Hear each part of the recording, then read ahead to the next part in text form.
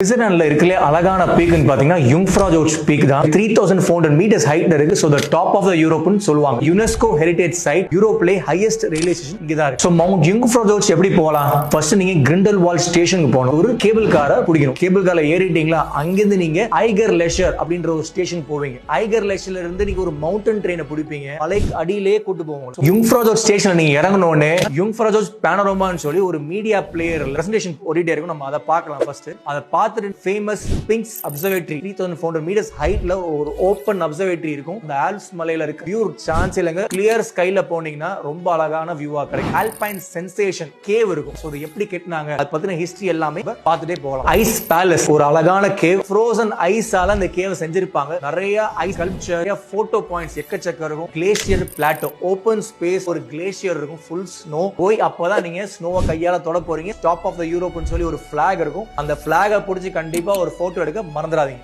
Snow park, அங்கதான் உங்களுக்கு sledging, skiing, snow tubing இந்த மாதிரி ஆக்டிவிட்டிஸ் ஆப்ஷன்ஸ் இருக்கு. ஸ்விட்சர்லாந்துல இருக்கல சீப்பா லிண்ட் சாக்லேட் வாங்கணும்னா நீங்க யுங்ஃப்ரா ஜோர்ஜ்லாம் வாங்க முடியும். கண்டிப்பா பர்ச்சேஸ் பண்ணுங்க. யுங்ஃப்ரா ஜோர்ஜ் ஃபுல்லா நீங்க பாத்துட்டீங்க. ரிட்டர்ன் ஆறதுக்கு 2 மவுண்டன் ட்ரெயின் பிடிப்பீங்க. ஐகர் கிளேஷியர் வர வரைக்கும் ஒரு மவுண்டன் ட்ரெயின் பிடிச்சி லாட்டப்ரன்னு சொல்லி ஒரு வில்லேஜ்க்கு வருவீங்க. இவ்வளவு அழகான வியூ ட்ரெயின்ல பாத்துக்கவே முடியாது. சோ இதுக்காகவே யுங்ஃப்ரா ஜோர்ஜ் கண்டிப்பா போகணும். கிளியரான ஐஸ் இருந்தா தான் வியூஸ் நல்லா இருக்கும். யுங்ஃப்ரா ஜோர்ஜோட வெப்சைட்லயே லைவ் கேம் இருக்கும். நேரம் கிளைமேட் எப்படி இருக்கு, போலாமா இல்லையான்றது நீங்க